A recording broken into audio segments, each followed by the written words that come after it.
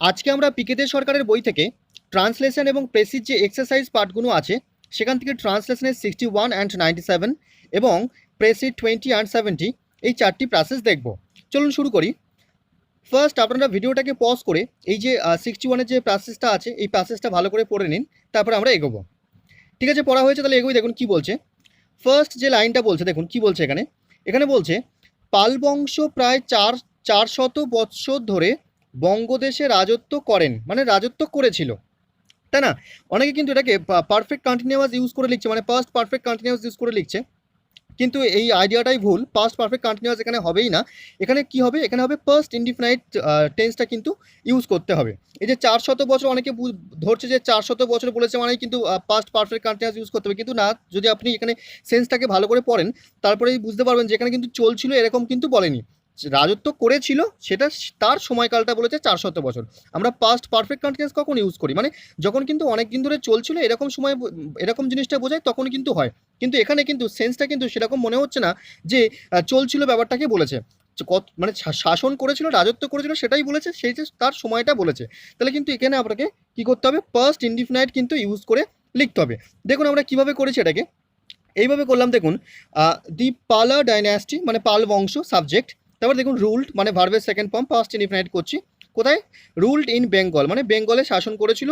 এবার দেখুন সময়টাকে কি হিসেবে লিখছি, ফর অ্যাবাউট 400 ইয়ার্স, মানে কি প্রায় 400 বছর ধরে। ঠিক আছে, ব্যাপারটা বোঝাতে পারলাম। তাহলে কি হলো, তাহলে কিন্তু এখানে পাস্ট ইনডিফিনাইটেই লিখতে হবে, পাস্ট পারফেক্ট কন্টিনিউয়াস কিন্তু ইউজ করা যাবে না। ঠিক আছে, ব্যাপারটা ক্লিয়ার হলো। আচ্ছা, পরের যে সেন্টেন্সটা আছে সেটা একটু দেখুন কি বলছে এখানে। এখানে বলছে তন্মধ্যে মানে তার মধ্যে ধর্মপাল মানে ধর্মপাল এবং দেবপালের সময়ে বঙ্গদেশ ভারতবর্ষের মধ্যে একটি শ্রেষ্ঠ শক্তিতে পরিণত হয়। তার মানে শক্তিতে পরিণত হয়েছিল কাদের সময়, এদের সময়ে, তাই না? তাহলে আপনাকে কিন্তু সেই একই রকম আপনি পাস্ট ইনডিফিনাইট কিন্তু ইউজ করতে হবে। দেখুন কিভাবে করছি এটাকে। এই যে লিখছি কি, in the time of Dharmapala and Devapala, মানে দেবপাল মানে ধর্মপাল এবং দেবপালের সময়ে, এটাকে লিখে নিলাম, কমপ্লিমেন্টটাকে লিখে নিলাম। ঠিক আছে, তারপর দেখুন আর কি হচ্ছে, বেঙ্গল বিকেম মানে সাবজেক্ট লিখলাম, বেঙ্গল বিকেম মানে হয়েছিল, কি হয়েছিল, one of the best powers. যেহেতু সুপারলেটিভ করছি তাই এখানে কিন্তু পাওয়ার্স মানে এখানে কিন্তু প্লুরাল হিসেবে লিখতে হবে। তাহলে one of the best powers in India, মানে বেঙ্গল কি হয়ে উঠেছিল, বেঙ্গল ভারতবর্ষের মধ্যে একটি সর্বশ্রেষ্ঠ শক্তিতে পরিণত হয়েছিল, সেইভাবে কিন্তু লিখলাম। দেখুন সাবজেক্ট ভার্বের সেকেন্ড ফর্ম, এইভাবে কিন্তু পাস্ট ইনডিফিনিটের ব্যাপারটাকে লিখলাম। ঠিক আছে, ব্যাপারটা ক্লিয়ার হলো। আচ্ছা, পরের যে সেন্টেন্সটা আছে দেখুন এখানে কি বলছে। এখানে বলছে কিন্তু দশম শতাব্দীর মধ্যভাগে, মানে in the middle of 10th century, এইভাবে লেখা যায়। কম্বোজ মানে আপনি কাম্বোডিয়ান লিখবেন, কম্বোজ নেশন মানে কাম্বোডিয়ান নেশন, কম্বোজ জাতির আক্রমণে পাল রাজবংশের শক্তি ক্ষুণ্ণ হইয়া পড়ে। দেখুন ক্ষুণ্ণ হয়ে পড়েছিল, সেইভাবেই লিখতে হবে। আপনাকে কি করতে হবে, প্যাসিভে লিখতে হবে, মানে পাস্ট ইনডিফিনাইটের প্যাসিভে লিখতে হবে, মানে ক্ষুণ্ণ হয়ে পড়েছিল কারোর দ্বারা, তাই না? তাহলে প্যাসিভে লিখতে হবে। দেখুন কিভাবে লিখছি, বাট কিন্তু in the middle of the 10th century, মানে দশম শতাব্দীর মধ্যভাগে কি হয়েছিল। এবার দেখুন বলছে কি, সাবজেক্টটাকে আপনাকে ফার্স্ট চুজ করতে হবে, কি হয়েছিল, পাল ডাইনাস্টির যে শক্তি সেটাই হচ্ছে সাবজেক্ট হিসেবে লিখতে হবে এবং প্যাসিভ করতে হবে। দেখুন দি পাওয়ার অফ দি পালা ডাইনাস্টি, মানে পালা ডাইনাস্টি পাল ডাইনাস্টির যে শক্তি সেটা ওয়াজ উইকেন্ড, মানে কি ক্ষুণ্ণ হয়ে যায়। তাহলে ক্ষুণ্ণ করা হয়েছিল কারোর দ্বারা, তাই ক্ষুণ্ণ হয়ে যায়, এটাকে ওয়াজ উইকেন্ড এইভাবে লিখতে হবে। ঠিক আছে, অ্যাক্টিভে করলে কিন্তু ক্ষুণ্ণ করেছিল মানেটা হবে। ঠিক আছে, তাহলে পাল ডাইনাস্টি ক্ষমতা কিন্তু ক্ষুণ্ণ করা হয়েছিল, পাল ডাইনাস্টি কারোর ক্ষমতা ক্ষুণ্ণ করেনি, তাই কিন্তু আপনাকে কি করতে হবে, প্যাসিভে লিখতে হবে। সেইভাবেই কিন্তু করলাম। দেখুন ওয়াজ উইকেন্ড কিসের দ্বারা ক্ষুণ্ণ করা হয়েছিল সেটাই লিখলাম। দেখুন এবারে বাই দিয়ে, by the invasion of the Cambodian nation, মানে ইনভেশন মানে হচ্ছে কি আপনার আক্রমণ, কিসের আক্রমণ, by the invasion of the Cambodian nation, মানে কম্বোডিয়ান মানে কম্বোজ যে জাতি, সেই কম্বোজ জাতির আক্রমণের দ্বারা পাল ডাইনাস্টির ক্ষমতা ক্ষুণ্ণ হয়েছিল।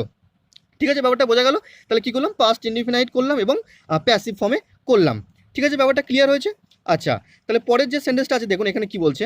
এখানে বলছে পাল রাজাগণ তাহাদের গৌরব আর সম্পূর্ণ পুনরুদ্ধার করিতে পারেন নাই, মানে আর পারে নাই, তাহলে নো লঙ্গার দিয়ে আপনাকে লিখতে হবে, এবং পারেনি তাহলে আপনাকে মডেল হিসেবে কুড ইউজ করতে হবে, মানে পাস্ট বলছে তাই কিন্তু মডেল হিসেবে কুড ইউজ করতে হবে। দেখুন সেইভাবেই করলাম। এখানে ব্যাপারটা কি বলছে, কে পারেনি, পাল রাজারা, তাহলে কি লিখলাম, subject the Pala kings could not no longer মানে পারেনি ফুলি সম্পূর্ণভাবে রিস্টোর মানে পুনরুদ্ধার করতে কি দেয়ার গ্লোরি মানে তাদের গৌরব। ঠিক আছে, ব্যাপারটা ক্লিয়ার হলো। তাহলে এই মডেল হিসেবে মডেল অক্সিলারি ভার্ব হিসেবে আপনাকে কুড ইউজ করতে হবে, যেহেতু পাস্ট ব্যাপারটা বলছে, এবং এই যে আর পারেননি তাই আপনি কি করলাম, নো লঙ্গার কথাটাকে ইউজ করলাম। ঠিক আছে, ব্যাপারটা ক্লিয়ার হচ্ছে। আচ্ছা, তারপরে দেখুন, তারপরে পরের সেন্টেন্সটা কি বলছে দেখুন, এখানে বলছে কিন্তু দেশের অবস্থার দিকে তাহাদের যথেষ্ট লক্ষ্য ছিল, মানে তাদের লক্ষ্য ছিল। আপনি লক্ষ্যটাকে আপনি মোটিভ হিসেবেও লিখতে পারেন, অনেক সময় গোল হিসেবেও লিখতে পারেন, অনেকভাবে লেখা যায়। তারপরে দেখুন এবং তাহাদের সময়ে দেশের প্রচুর উন্নতি হয়েছিল। দেখুন এটাকে কিভাবে লিখছি, এটাকে এইভাবে করলাম। দেখুন এই যে লক্ষ্যটাকে আমি অ্যাটেনশন হিসেবে লিখেছি। দেখুন কিন্তু তাহলে বাট কি কি কি হচ্ছে ব্যাপারটা, কিন্তু দে হ্যাড এনাফ অ্যাটেনশন মানে তাদের, দে হ্যাড মানে তাদের ছিল, হ্যাডটা কিন্তু এখানে মেন ভার্ব হিসেবে ইউজ হচ্ছে। তাহলে দে হ্যাড এনাফ অ্যাটেনশন তাদের যথেষ্ট লক্ষ্য ছিল কিসের প্রতি, towards the condition of the country মানে দেশের প্রতি, সেটা কিন্তু বলেছি। দেখুন দেশের অবস্থার দিকে তাহাদের যথেষ্ট লক্ষ্য ছিল, তার মানে কি দে হ্যাড এনাফ অ্যাটেনশন মানে তাদের যথেষ্ট লক্ষ্য ছিল কিসের প্রতি, towards the condition of the country মানে দেশের অবস্থার প্রতি। ঠিক আছে, ব্যাপারটা ক্লিয়ার হচ্ছে। এবং তারপরে কি বলছে দেখুন, এবং তাহলে অ্যান্ড লিখলাম তাহাদের সময়ে, তাহলে ডিউরিং দেয়ার টাইম মানে তাদের সময়ে কি হয়েছিল, দেশের প্রচুর উন্নতি হয়েছিল মানে দেশ প্রচুর উন্নতি করেছিল। তাহলে আপনাকে কিন্তু অ্যাক্টিভেই লিখতে হবে, পাস্ট ইনডিফিনাইট। তাই দেখুন দি কান্ট্রি মানে দেশ, ইমপ্রুভড মানে উন্নতি করেছিল, আ লট মানে অনেক, মানে দেশ প্রচুর উন্নতি করেছিল। ঠিক আছে, তাহলে ব্যাপারটা ক্লিয়ার হচ্ছে কিভাবে হচ্ছে। এখানে ফার্স্ট ইনডিফিনাইটে লিখলাম, দেখুন এখানে ব্যাপারটা। এবার দেখুন এই যে but they had enough attention, এটা কিন্তু ওই যে হ্যাড মানে ছিল সেই হিসেবে কিন্তু লিখলাম। ঠিক আছে, ব্যাপারটা ক্লিয়ার হলো তাহলে। আচ্ছা, তাহলে পরের যে সেন্টেন্সটা আছে সেটা দেখুন এখানে কি বলছে, বলছে তাহারা বৌদ্ধ ছিলেন মানে কি দে ওয়্যার বুদ্ধিস্ট, এবং বৌদ্ধ ধর্ম প্রচারের জন্য প্রিচিং প্রচার করা, বৌদ্ধ ধর্ম প্রচারের জন্য বহু অর্থ ব্যয় করিতেন। তাহলে আপনি ব্যয় করিতেন এটাকে ইউজ টু দিয়েও করা যায়, এমনিভাবেও করা যায়। দেখুন আমি কিভাবে করেছি, আমি ইউজ টু এখানে ব্যবহারটা করিনি, অন্যভাবে করেছি। দেখুন দে ওয়্যার বুদ্ধিস্ট মানে তারা বুদ্ধিস্ট ছিলেন, অ্যান্ড স্পেন্ট এবং এই যে স্পেন্ট কিন্তু এই দেকেই রেফার করছে, তাহলে দে স্পেন্ট মানে তারা স্পেন্ড করেছিল। বা আপনি যদি এরকম লিখতেন অ্যান্ড ইউজড টু স্পেন্ড মানে সেকেন্ড ফর্ম লিখলে আপনার তখন ফার্স্ট ফর্ম লিখতে হবে, ইউএসইডি ইউজড টু স্পেন্ড এসপিএনডি এইভাবে লিখলেও কিন্তু হবে। অ্যান্ড দে ওয়্যার বুদ্ধিস্ট তারা বুদ্ধিস্ট ছিলেন, অ্যান্ড স্পেন্ড এবং স্পেন্ড করেছিলেন আ লট অফ মানি মানে প্রচুর টাকা, অন প্রিচিং বুদ্ধিজম মানে বুদ্ধ ধর্ম প্রচারে। ঠিক আছে, ব্যাপারটা ক্লিয়ার হলো। তাহলে কি হলো, এখানে কিন্তু পাস্টেই কিন্তু লিখলাম মানে সিম্পল পাস্টে লিখলাম বা পাস্ট ইনডিফিনাইটে লিখলাম। ঠিক আছে, ব্যাপারটা ক্লিয়ার হলো। আচ্ছা, পরের সেন্টেন্সটা কি বলছে দেখুন, এখানে বলছে তাহাদের সময়েই তিব্বতে বৌদ্ধ ধর্ম সুপ্রতিষ্ঠিত হইয়াছিল। তাহলে বৌদ্ধ ধর্মকে সুপ্রতিষ্ঠিত করা হয়েছিল, তাহলে আপনাকে প্যাসিভে লিখতে হবে। সেইভাবেই কিন্তু লিখছি। দেখুন কি প্রতিষ্ঠিত করা হয়েছিল, বৌদ্ধ ধর্ম, তাই সেটাকে ফার্স্ট লিখুন যে বুদ্ধিজম মানে বৌদ্ধ ধর্ম ওয়াজ স্টাবলিশড, প্যাসিভ করলাম, ফার্স্ট ইনডিফিনাইট স্টাবলিশড, ফার্স্ট ইনডিফিনাইটের প্যাসিভ করলাম। তাহলে কি বুদ্ধিজম ওয়াজ স্টাবলিশড মানে বুদ্ধিজম স্টাবলিশড করা হয়েছিল কোথায়, ইন তিব্বত মানে তিব্বতে, ডিউরিং দেয়ার টাইম মানে তাদের সময়। ঠিক আছে, ব্যাপারটা ক্লিয়ার হলো। আচ্ছা, পরের সেন্টেন্সটা কি বলছে দেখুন, এখানে বলছে কিন্তু তাহারা হিন্দু ধর্মের পোষকতা করিতেন। এই পোষকতা মানে ব্যাপারটা কি, মানে হচ্ছে সাপোর্ট করতো, ঠিক আছে, বা প্যাট্রোনাইজ করতো। ঠিক আছে, তাহলে পোষকতাকে আপনি এইভাবে লিখবেন, করতেন মানে আপনি ফার্স্ট ইনডিফিনাইটে লিখবেন, এমনকি হিন্দু পরিবারে বিবাহ করিয়াছিলেন। এই বিবাহ করিয়াছিলেন গড ম্যারেড হিসেবে লেখা যায়, ফার্স্ট ইনডিফিনাইটে লিখতে হবে। দেখুন কিভাবে করলাম, এটাকে এইভাবে করলাম। দেখুন বাট দে আপহোল্ডেড হিন্দুইজম, আপহোল্ডেড মানে সাপোর্ট করার, এর সিনোনিমটাই আপহোল্ডেড। তাহলে কি বাট দে আপহোল্ডেড মানে তারা পোষকতা করতেন হিন্দুইজম মানে হিন্দু ধর্মের, অ্যান্ড এবং ইভেন গট ম্যারেড মানে বিবাহ করেছিলেন ইন আ হিন্দু ফ্যামিলি মানে হিন্দু পরিবারেও তারা কিন্তু এই যে বিবাহ মানে এমন কি ব্যাপারটা আসে, তাই লিখলাম ইভেন মানে তারা ইভেন এমনকি বিবাহ করেছিলেন হিন্দু পরিবারে। তাহলে কিসে করলাম, ফার্স্ট ইনডিফিনাইটে ব্যাপারটাকে করলাম। ঠিক আছে, এখানে ব্যাপারটা ক্লিয়ার হলো। তাহলে আমাদের এই যে ট্রান্সলেশন যে প্যাসেজটা সেই প্যাসেজটা এখানে কমপ্লিট হলো। এরপরে আমরা যে প্রেসি প্যাসেজটা আছে একটু ভালো করে ভিডিওটাকে পজ করে পড়ে নিন, তারপরে আমরা চেষ্টা করছি এরপরে কি বলতে চাইছি এর মানেটা একটু বুঝিয়ে দেওয়ার। দেখুন এখানে কি বলছে, এখানে বলছে primitive man found himself at the mercy of all kinds of material forces. তার মানে কি আদিম যে মানুষ, প্রাচীন যে মানুষ, তারা কিন্তু মানে প্রাকৃতিক যে দুর্যোগ সেই দুর্যোগের শিকার হয়েছিলেন, সেটাই কিন্তু এখানে বলতে চাইছে। তারপরে দেখুন which he did not understand, যেটা সে বুঝতে পারতো না, বুঝতে পারেনি, অ্যান্ড কুড নট কন্ট্রোল, যেটাকে কিনা সে কিন্তু কন্ট্রোলও কিন্তু করতে পারতো না। সেগুলো কি? সেগুলো হচ্ছে thunder, lightning, earthquake and floods. ঠিক আছে, ব্যাপারটা বোঝা গেল। এবারে দেখুন he could not imagine this things happening without something, মানে তারা হি কুড নট ইমাজিন, মানে তারা এটা ইমাজিন করতে পারতো না যে this things happening without something, মানে এটা যে কারো দ্বারা হচ্ছে সেটাই তারা ভাবতো, যে এটাতে কারো দ্বারা হচ্ছে না সেটা কিন্তু তারা ইমাজিন করতে পারতো না। মানে তারা ভাবতো যেটা কারো দ্বারা হচ্ছে, সামথিং কিছু দ্বারা হচ্ছে, টু মেক দেম হ্যাপেন, যে সেই জিনিসটাই কিন্তু এই জিনিসগুলোকে ঘটাচ্ছে। মানে এই আর্থকোয়েক, এই যে ন্যাচারাল ডিজাস্টার্সগুলোর কথা বলছে, এগুলোকেই কিন্তু কিছু একটা জিনিস কন্ট্রোল করছে, তারা কিন্তু এটাই বিলিভ করতো। ঠিক আছে, তারপর দেখুন and according to his ideas, মানে তাদের আইডিয়া অনুযায়ী সামথিং মিন্ট, এই যে সামথিং ব্যাপারটা কিছু যেন একটা কন্ট্রোল করছে, এই সামথিং ব্যাপারটা কি? সামথিং ব্যাপারটা হচ্ছে সামথিং মিন্ট সামবডি, মানে কোনো একজন কন্ট্রোল করছে, কেউ যেন কন্ট্রোল করছে। ঠিক আছে, তারপর দেখুন ইন দিস নোশন বা in this notion of somebody, মানে এই পরিপ্রেক্ষিতে সামবডি বলতে কে? সাম কাইন্ড অফ পার্সন, কোনো একজন পার্সন হবে। তারপরে দেখুন who caused this dreadful things to happen, মানে যে কিনা এই ড্রেডফুল ভয়ঙ্কর জিনিসগুলোকে ঘটিয়ে থাকে। তারপরে দেখুন we have the beginning of the idea of god, মানে এখান থেকেই কিন্তু আমাদের গডের আইডিয়াটা শুরু হয়ে যায়। বাট কিন্তু primitive man did not think of one god, কিন্তু প্রিমিটিভ যে ম্যান, এনসিয়েন্ট যে ম্যান, তারা কিন্তু ওয়ান গডের মানে মনোথেস্টিক যে ব্যাপারটা সেটা কিন্তু তারা বিশ্বাস করতো না। তারা কি করতো? দেখুন কি বলছে, did not think of one god who was responsible for everything that took place, মানে একটাই গড যে এই জিনিসগুলো সব ঘটাচ্ছে সেটা কিন্তু নয়, সেটা তারা কিন্তু ভাবতো। তারপরে দেখুন but of a number of gods, মানে কি কারা ঘটাচ্ছে?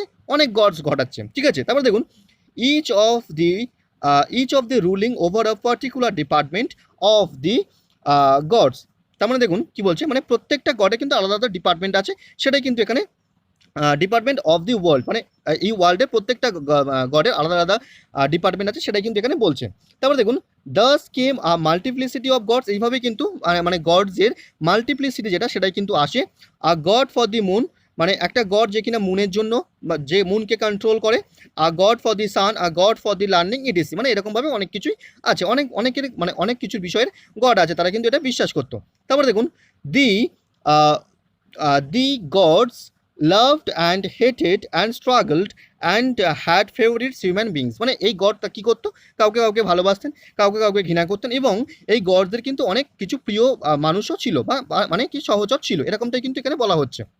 তারপর দেখুন all through the early history of man runs the idea that is the only of praying the gods, মানে এইভাবেই কিন্তু একটা আইডিয়া চলে আসে, যেটা রান হয়ে আসছে, সেটা কি?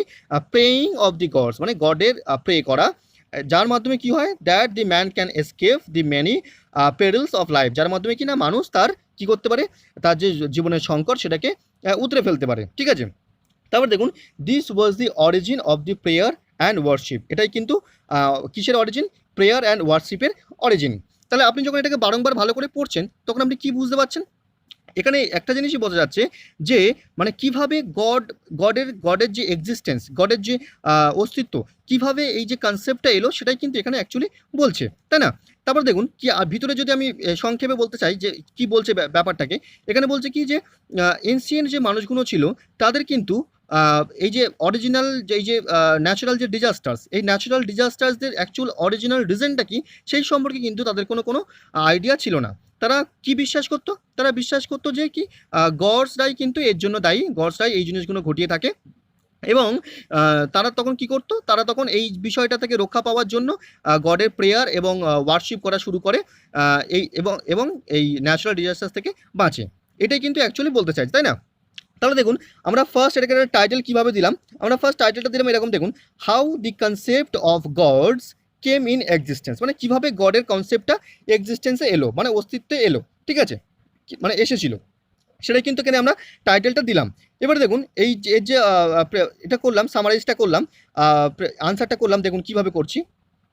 এখানে করলাম ancient people had no knowledge, মানে এনসিয়েন্ট পিপলদের কোনো নলেজ ছিল না কি সম্পর্কে?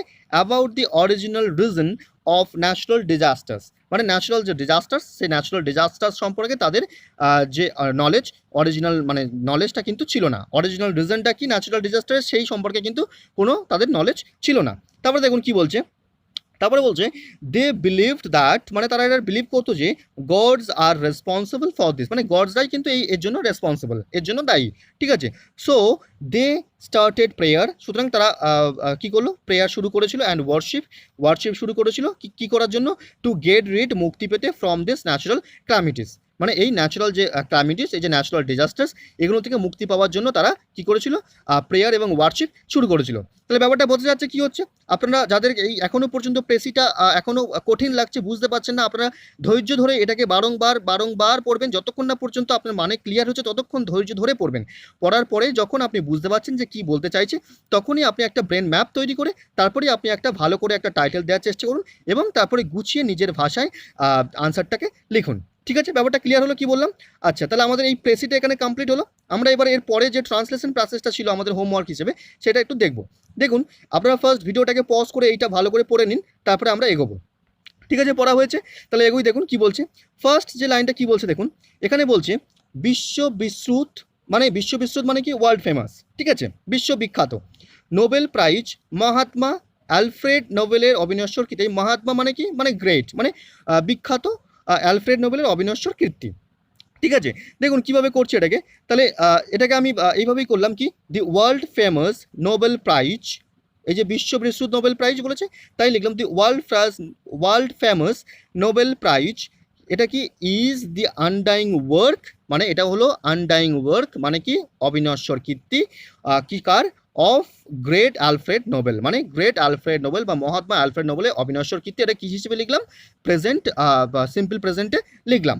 ঠিক আছে, ব্যাপারটা ক্লিয়ার হচ্ছে, তাহলে কীভাবে করছি? আচ্ছা, এটা খুবই একটা সহজ বিষয় ছিল। পরের সেন্টেন্সটা কি বলছে দেখুন, এখানে বলছে তিনি জগতে শিক্ষা, সভ্যতা ও শান্তি বর্ধনের উদ্দেশ্যে, মানে কি শান্তি বর্ধন মানে কি, শান্তি ডেভেলপ করার জন্য, এটা এইভাবেও লিখতে পারেন, তাহার বিপুল ধনসম্পদ নিঃস্বার্থভাবে উৎসর্গ করিয়া অমর হইয়াছেন।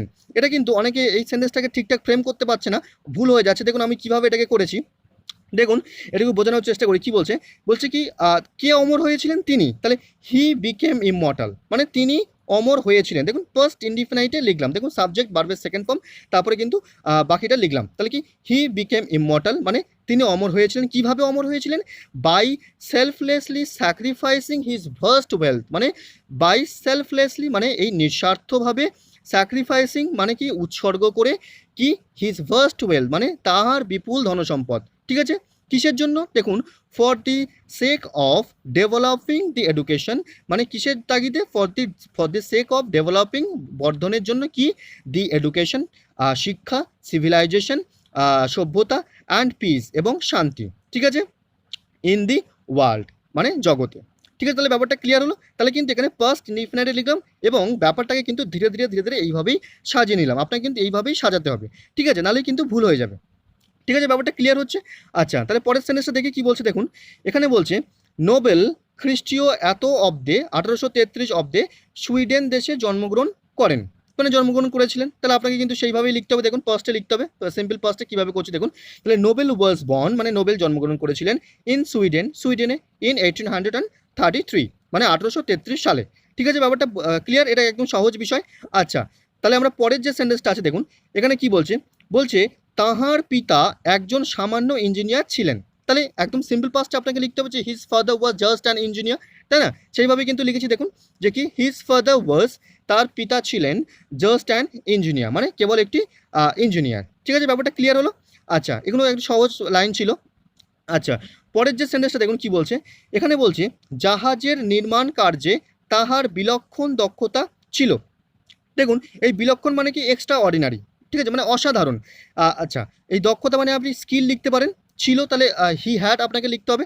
ঠিক আছে, এবার দেখুন কি লিখছি, কিভাবে লিখছি এটাকে, তাহলে কার ছিল, তার ছিল, তাহলে হি হ্যাড মানে তার ছিল, কি ছিল, অ্যান্ড এক্সট্রা অর্ডিনারি স্কিলস, মানে কি একটা বিলক্ষণ দক্ষতা, কিসের প্রতি, জাহাজ নির্মাণ কার্যে। তাই সেটাকে এইভাবে লিখলাম দেখুন, ইন শিপ বিল্ডিং, মানে জাহাজ নির্মাণ কার্যে। ঠিক আছে, তাহলে ব্যাপারটা ক্লিয়ার হচ্ছে কিভাবে লিখছি। আচ্ছা, তারপরে দেখুন পরেরটা কি বলছে, এখানে বলছে তিনি নৌযুদ্ধে ব্যবহৃত সাবমেরিন নামক জলযান ধ্বংস করার উপযোগী বিস্ফোরক পদার্থ আবিষ্কারের চেষ্টা করেন, মানে চেষ্টা করেছিলেন। তাহলে দেখুন ঠিক একইভাবে কিন্তু আপনাকে সেই পাস্ট ইনডিফিনাইট টেন্স ইউজ করেই কিন্তু লিখতে হবে, কিন্তু অনেকে এই সেন্টেন্সটাও কিন্তু ঠিকঠাক ফ্রেম করতে পারছে না। দেখুন কে চেষ্টা করেছিলেন? তিনি। তাহলে হি ট্রাইড, ফার্স্ট ইনডিফিনাইট লিখলাম, দেখুন সাবজেক্ট ভার্বের সেকেন্ড ফর্ম। এবারে ইনফিনিটিভ করতে হবে। কি করতে চেষ্টা করেছিলেন? টু ইনভেন্ট, মানে কি আবিষ্কার করতে। কি আবিষ্কার করতে? টু ইনভেন্ট এক্সপ্লোসিভস, বিস্ফোরক, যেটা কিনা উপযুক্ত, সুইটেবল ফর, মানে সুইটেবল ফর মানে উপযুক্ত কিসের জন্য? ডেস্ট্রয়িং সাবমেরিনস, মানে কি সাবমেরিন ডেস্ট্রয় করার জন্য, সাবমেরিন ধ্বংস করার জন্য, যেটা কিসে ব্যবহৃত হয়? ইউজড ইন নেভাল ওয়ারফেয়ার, মানে কি নৌযুদ্ধে ব্যবহৃত হয়। ঠিক আছে, তাহলে ব্যাপারটা ক্লিয়ার হচ্ছে কীভাবে একের পর এক সাজাচ্ছি। এইভাবেই কিন্তু ধীরে ধীরে আপনাকে সাজাতে হবে, তাহলে কিন্তু আপনি সঠিকভাবে ফ্রেম করতে পারবেন এরকম একটা জটিল সেন্টেন্সকে। ঠিক আছে, তাহলে দেখুন হি ট্রাইড মানে তিনি চেষ্টা করেছিলেন, টু ইনভেন্ট আবিষ্কার করতে, এক্সপ্লোসিভস মানে এক্সপ্লোসিভ বিস্ফোরক, যেটা কিনা সুইটেবল ফর ডেস্ট্রয়িং সাবমেরিনস মানে সাবমেরিন ডেস্ট্রয় করার জন্য উপযুক্ত, যেটা কিনা ব্যবহৃত হয় ইউজড ইন নেভাল ওয়ারফেয়ার, মানে কি নৌযুদ্ধে ব্যবহৃত হয়। ঠিক আছে, তাহলে ব্যাপারটা ক্লিয়ার হলো। কি হলো? আচ্ছা, তাহলে আমরা পরের সেন্টেন্সটা দেখবো। দেখুন কি বলছে এখানে।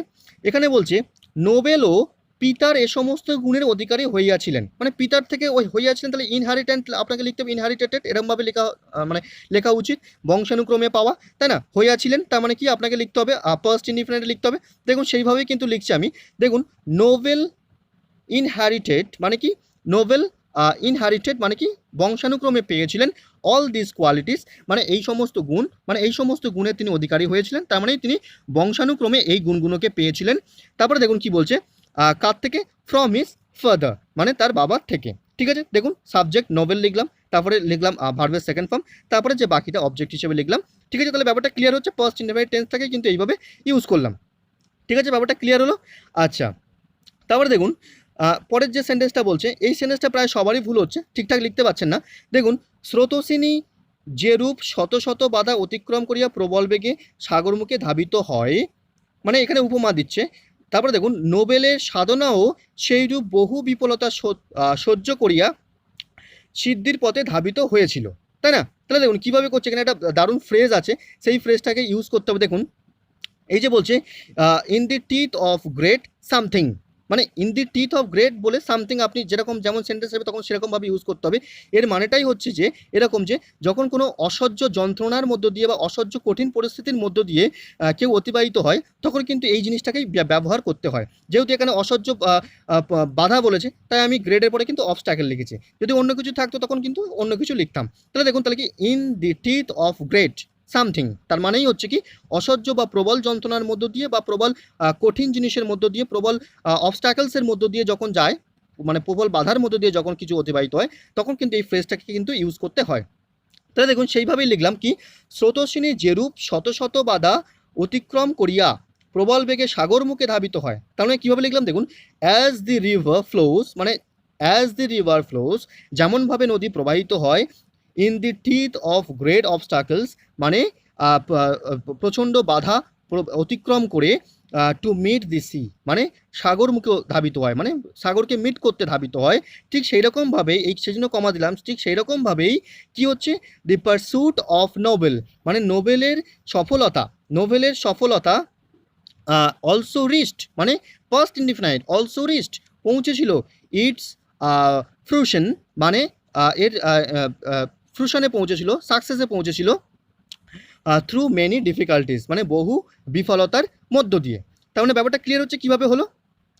দেখুন আরেকবার বলি, as the river flows, present indefinite লিখছি, অ্যাজ দ্য রিভার ফ্লোস, যেরকমভাবে নদী প্রবাহিত হয়, যেহেতু the river third person singular number, তাই আপনাকে ভার্বের সঙ্গে এস যোগ করতে হয়েছে। তাহলে in the teeth of great obstacles, মানে কি স্রোতস্বিনী যেরকমভাবে শত শত বাধা অতিক্রম করে প্রবল বেগে প্রবাহিত হয়, টু মিট দি সি, মানে সিকে মিট করার জন্য, ঠিক সেইভাবে সেজন্য কমা দিলাম, দিয়ে কি লিখছি, দি পারস্যুট অফ নোবেল, মানে নোবেলের সাধনা অলসো রিচড, ফার্স্ট ইনডিফিনাইট লিখছি, সেইভাবে রিচড পৌঁছেছিল, ইটস ফ্রুশন, মানে এর মানে সিদ্ধিতে বা সফলতায় পৌঁছেছিল, কি থ্রু মেনি ডিফিকাল্টিস, মানে বহু বিফলতা সহ্য করে বা বহু বিফলতার মধ্য দিয়ে। ঠিক আছে, তাহলে ব্যাপারটা ক্লিয়ার হলো। কি বললাম এখানে কিন্তু তাহলে একটা ফ্রেজের উল্লেখ আসলো। ঠিক আছে, তাহলে আমাদের এই যে ট্রান্সলেশনটা ছিল, এই ট্রান্সলেশনের যে প্যাসেজটা, এই ট্রান্সলেশন প্যাসেজটা এখানে শেষ হলো। এরপরে আমরা কি দেখব, আমাদের যে পরবর্তী যে হোম টাস্কটা ছিল প্রেসি, সেই প্রেসিটা আপনারা ভালো করে একবার পড়ে নিন এখানে, ভিডিওটাকে পজ করে। তারপরে আমরা চেষ্টা করছি এর মানেটাকে কি আছে একটু বলে দেওয়ার। দেখুন কি বলছে, বলছে much of the happiness and purity of our lifes, মানে আমাদের জীবনের যে হ্যাপিনেস বা পিউরিটি, এটা কিন্তু ডিপেন্ডস, মানে কি ডিপেন্ড করে, কিসের উপর ডিপেন্ড করে, এটা ডিপেন্ড করে on our making a wise choice of our companion and friends, মানে আমরা ওয়াইজলি যদি আমরা আমাদের কম্পেনিয়ন্স বা ফ্রেন্ডদেরকে চুজ করি, ঠিক সেইভাবেই কিন্তু যদি আমরা চুজ করে থাকি, তাহলেই কিন্তু এই বিষয়টার ওপরই আমাদের জীবনের হ্যাপিনেস এবং পিউরিটিটা কিন্তু নির্ভর করে। ঠিক আছে, ব্যাপারটা বোঝা যাচ্ছে। দেখুন তারপরে কি বলছে, ইফ ব্যাডলি চুজেন, মানে যদি ব্যাডলি চুজ করা হয়, যদি খারাপভাবে চুজ করা হয়, সঠিকভাবে যদি চুজ না করা হয়, they will certainly drag us down, মানে সেই বন্ধুগুলো আমাদেরকে কী করবে, আমাদেরকে আরও অধঃপতনে নিয়ে চলে যাবে। ইফ ওয়েল, যদি আমরা ভালোভাবে চুজ করি, they will raise us up, তাহলে কিন্তু তারা আমাদের কী করবে, উন্নতি সাধন করবে। ঠিক আছে, ব্যাপারটা ক্লিয়ার হচ্ছে। তারপরে দেখুন ইয়েট, তবুও, মানে এটা জানার পরেও বা এটা সবাই জানার পরেও কি করে, many people leave the selection of their friends to chance, মানে অনেক পিপল কি করে, এইভাবে কিন্তু বন্ধুগুলোকে সিলেক্ট করে না। কিভাবে সিলেক্ট করে না, দো in the choice of a dog or horse, তারা যেমনভাবে ডগ বা হর্স কেনার সময় যেমনভাবে চুজ করে, তাদেরকেও, মানে একটা নিম্ন শ্রেণীর প্রাণী, তাদেরকে কেনার সময় যতটা তারা কেয়ার করে চুজ করে, সেরকমটা কিন্তু একটা বন্ধু গঠনের সময় এমন মানুষ আছে তারা কিন্তু সেইভাবে চুজ করে না। ঠিক আছে, ব্যাপারটা ক্লিয়ার হচ্ছে। তারপরে দেখুন, দে এক্সারসাইজ দি গ্রেটেস্ট কেয়ার, তার মানে সেটাই বলছে যে ডগ এবং হর্সকে কেনার সময় তারা যেমনভাবে খুঁটিয়ে খুঁটিয়ে দেখে তাদেরকে কেয়ার করে চুজ করে বা কেনে, বন্ধু ফ্রেন্ডশিপ করার সময় কিন্তু সেরকমভাবে তারা করে না, এরকমও কিন্তু মানুষ আছে। ঠিক আছে, ব্যাপারটা ক্লিয়ার হলো। তারপরে দেখুন, it is well and right to be courteous to everyone, মানে এটা সঠিক, এটা ভালো কি, যে সবার প্রতি আমাদের বিনয়ী হওয়া উচিত। তাদের প্রতি, উইথ হুম, যাদের প্রতি উই আর ব্রট ইনটু কন্ট্যাক্ট, মানে আমরা কন্ট্যাক্টে আছি, আমরা সব সময় থাকি, তাদের প্রতি আমাদের কোর্টিয়াস হওয়া উচিত, এটা কিন্তু সঠিক একটা ব্যাপার। কিন্তু but to choose them as real friends is another, কিন্তু তাদেরকে রিয়েল ফ্রেন্ড হিসেবে চুজ করা, সেটা কিন্তু অন্য একটা টাস্ক। ঠিক আছে, বোঝা যাচ্ছে ব্যাপারটা কী হচ্ছে।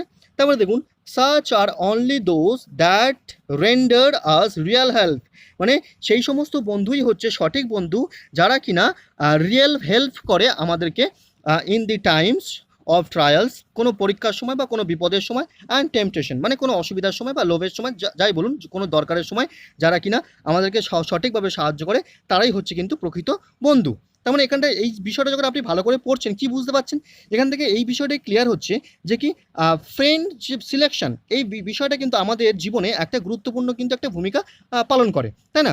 যারা কিনা রিয়েল ফ্রেন্ড হয়, সেই রিয়েল ফ্রেন্ড আমাদের জীবনে ভালো ভূমিকা নেয়। আর কি হয়, আর এইটা হয় যে আমাদের উচিত কি, বন্ধু সিলেকশনের সময় যখন আমরা বন্ধু সিলেকশন করছি, সেই সময় কিন্তু আমাদের মোর কেয়ারফুল হওয়া উচিত। ঠিক আছে, কারণ দেখুন, অনলি দি রিয়েল ফ্রেন্ড, যারা কিনা রিয়েল ফ্রেন্ড হয়, তারাই কিন্তু আমাদেরকে সাহায্য করে থাকে। অন্যথায় যারা কিনা আনরিয়েল ফ্রেন্ড, তারা কিন্তু আমাদেরকে এইভাবে সাহায্য করে না, তারা কিন্তু আমাদের ধ্বংসের পথকেই প্রশস্ত করে। এটাই কিন্তু ব্যাপারটা বলছে, তাই না? তাহলে দেখুন আমরা কিভাবে একটা এর টাইটেল দিলাম, টাইটেলটা কীভাবে দিলাম দেখুন, এখানে টাইটেলটা দিলাম এরকম যে কি, role of friends in our lifes, মানে আমাদের জীবনে ফ্রেন্ডসদের রোলটা কি, সেটাই কিন্তু এখানে টাইটেল হিসেবে দিলাম। তারপরে দেখুন কীভাবে লিখলাম আমি এটাকে, আনসারটাকে এইভাবে লিখলাম। দেখুন এখানে লিখলাম রিয়েল ফ্রেন্ড, মানে সত্যিকারের যারা বন্ধু, ভালো বন্ধু, তারা কি করে, plays a great role in our life, মানে আমাদের জীবনে একটা ভালো ভূমিকা পালন করে। সুতরাং we should be very careful, আমাদেরকে প্রচণ্ড কেয়ারফুল হতে হবে। কিসের সময়, ওয়াইল সিলেক্টিং ফ্রেন্ডস, মানে যখন আমরা ফ্রেন্ডকে সিলেক্ট করছি। ঠিক আছে, তারপরে দেখুন, অনলি দি রিয়েল ফ্রেন্ড, কেবলমাত্র রিয়েল ফ্রেন্ডরাই comes forward to help us, আমাদের সাহায্য করতে এগিয়ে আসে। বাট কিন্তু অ্যান আনরিয়েল ফ্রেন্ড, একজন আনরিয়েল ফ্রেন্ড কী করে, নেভার ডাজ, সেটা কিন্তু কখনোই করে না। অ্যান্ড এবং স্পয়েলস আওয়ার লাইফস, এবং কী করে আমাদের জীবনকে ধ্বংস করে দেয়। ঠিক আছে, তাহলে ব্যাপারটা বোঝা যাচ্ছে। তাহলে আপনাকে কী করতে হবে, আপনাদের যাদের এখনও পর্যন্ত এই বিষয়টাকে কঠিন মনে হচ্ছে, যখনই আপনি প্রেসে পাচ্ছেন তখনই প্রেসেটাকে বারংবার ভালো করে পড়ুন, যতক্ষণ না পর্যন্ত আপনি মানেটা বুঝতে পারছেন ততবার পর্যন্ত পড়ুন। পড়ার পর তারপরে আপনি একটা ব্রেন ম্যাপ তৈরি করুন, এবং তারপরে আপনি চিন্তা করুন যে কীভাবে এটা একটা ভালো টাইটেল দেওয়া যায়। 4-5 রকমভাবে ভাবুন, তারপরে একটা ভালো করে টাইটেল দিন, তারপরে পুরো বিষয়টাকে নিজের ভাষায় গুছিয়ে নিজের মতো করে সংক্ষেপে লিখুন। এইভাবে কিন্তু প্রেসিটা করতে হবে। ঠিক আছে, তাহলে ব্যাপারটা বোঝা গেল। তাহলে আজকের ভিডিওটা এখানেই শেষ করছি। আপনাদের যাদের মনে হচ্ছে যে আপনারা এখনও পর্যন্ত আমাদের চ্যানেল থেকে প্রচুর পরিমাণে হেল্প পাচ্ছেন, এবং নতুন যারা যুক্ত হচ্ছেন তারা প্রচুর পরিমাণে হেল্প পাচ্ছেন, তাহলে আপনারা আমাদের চ্যানেলটাকে সাবস্ক্রাইব করে পাশে থাকুন, এবং প্রচুর মাত্রায় বন্ধুদের সঙ্গে শেয়ার করুন। তাহলেই কিন্তু আমরা প্রচুর পরিমাণে আবার এত এফোর্টস দিয়ে নতুন করে ভিডিও বানানোর উদ্যোগী হয়ে থাকি। আর যদি আপনাদের ভিডিওটাকে মনে হয় যে না খুবই পছন্দ হচ্ছে, তাহলে অবশ্যই লাইক করুন এবং বন্ধুদের সঙ্গে প্রচুর মাত্রায় শেয়ার করুন। তাহলে আজকের ভিডিওটা এখানেই শেষ করলাম, পরবর্তী ভিডিওতে দেখা হচ্ছে। ধন্যবাদ।